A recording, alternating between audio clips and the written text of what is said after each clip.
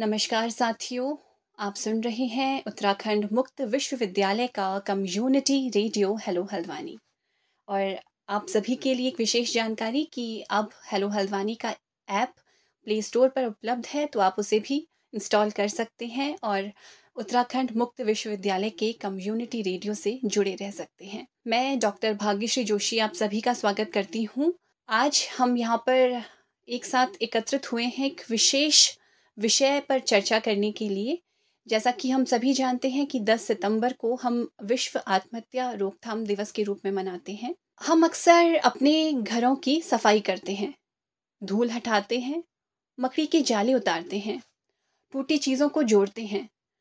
पर क्या कभी हमने सोचा है कि मन भी कभी कभी सफाई मांगता है?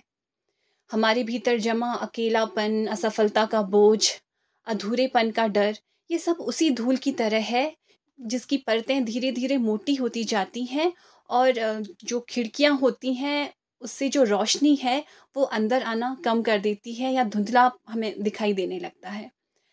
10 सितंबर विश्व आत्महत्या रोकथाम रोकथाम दिवस है, लेकिन शायद हमें आज किसी को सुसाइड मत करो कहने की बजाय ये पूछना चाहिए कि क्या तुम्हारे खिड़की से रोशनी आ रही है, क्या तुम्हारी खिड़की खुली है या नहीं। क्योंकि समस्या ये नहीं है कि लोग हार मान लेते हैं, असल समस्या ये है कि उनके जीवन का जो कमरा है वो बंद हो जाता है। हवा और रोशनी यानी कि संवाद और सहारा अंदर तक नहीं पहुंच पाता। समाधान बड़े बड़े भाषणों या प्रेरक नारे लगाने में नहीं है। कभी सिर्फ चाय पर बुला लेना, कभी थोड़ी सी बातें कर लेना भी किसी की खिड़की को खोल देता है। कभी व्हाट्सएप पर एक साधारण सा याद आ रहे होगा छोटा सा मैसेज किसी के दिन को बचा लेता है। और कभी सिर्फ चुपचाप साथ बैठ जाना सबसे गहरी सफाई कर देता है।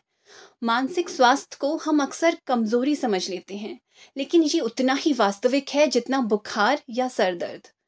अगर हमें घर की दीवार पर जमी धूल दिखाई देती है, तो हमें दिलों पर जमी हुई उदासी क्यों नहीं दिखाई देती? आज का दिन आंकड़ों और चेतावनियों के लिए नहीं, बल्कि अपने आसपास की धूल को झाड़ने का दिन है। आपके एक छोटे से प्रयास से किसी की खिड़की फिर से खुल जाए और जीवन के भीतर रोशनी फिर से आने लगे। तो जब कभी आप अगली बार सफाई करें तो एक बार रुक करके ज़रूर सोचें कि क्या आपके किसी प्रिय के मन की खिड़की को भी ताज़ी हवा या सफाई की ज़रूरत है। जैसा कि मैंने आपको बताया कि 10 सितंबर को विश्व आत्महत्या रोकथाम दिवस के रूप में मनाया जाता है। ये कोई साधारण तिथि नहीं है।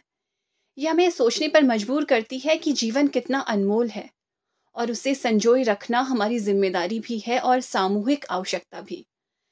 मित्रों, दुनिया भर में लाखों लोग हर साल निराशा और तनाव के कारण हार मान लेते हैं।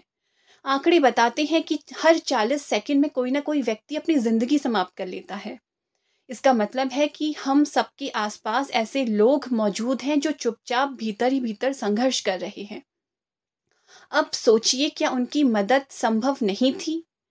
क्या समय रहते कोई उनका हाथ पकड़ लेता तो क्या उन्हें नहीं बचाया जा सकता था?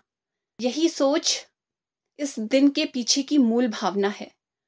आत्महत्या निवारण दिवस हमें याद दिलाता है कि हर दिन जीवन को बचाया जा सकता है, बशर्ते हम संवेदनशील हों, सजग हों और समय रहते कदम उठाएं।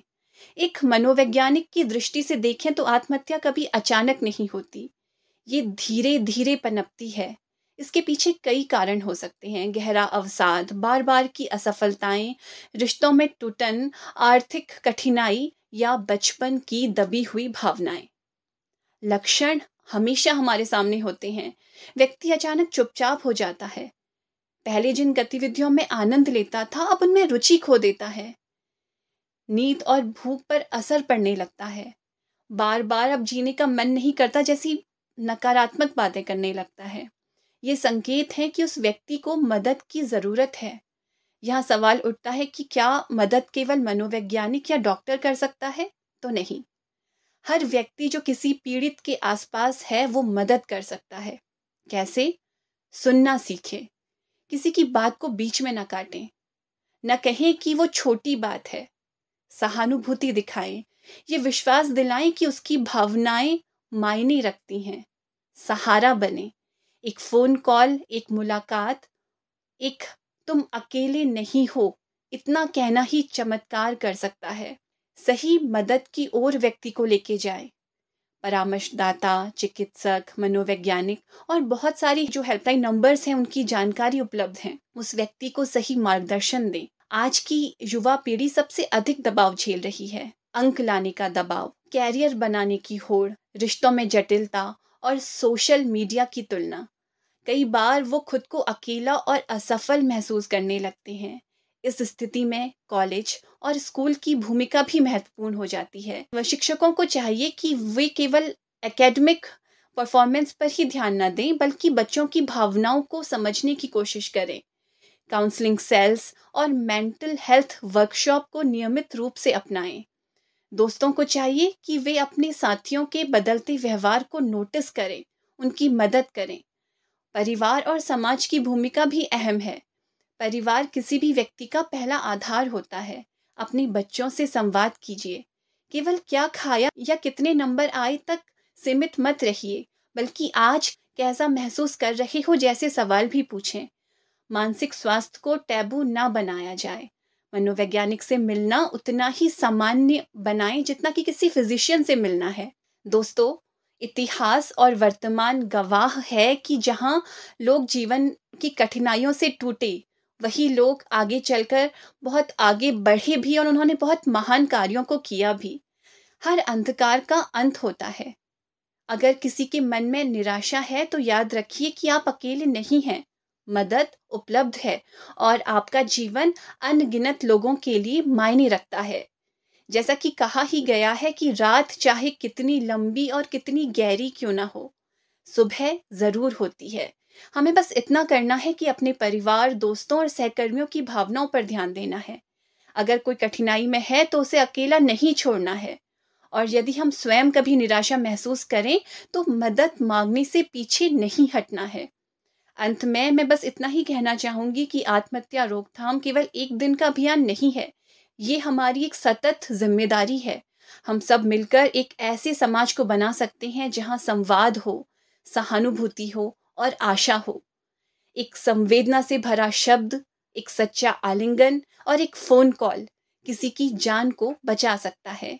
इन्हीं शब्दों के साथ मैं आपसे विदा लेना चाहूँगी। जीवन को अपनाइए, संवाद को बढ़ाइए और हर उस व्यक्ति का हाथ थामिए जो मदद के लिए उठ रहा है। आप सभी का बहुत बहुत धन्यवाद।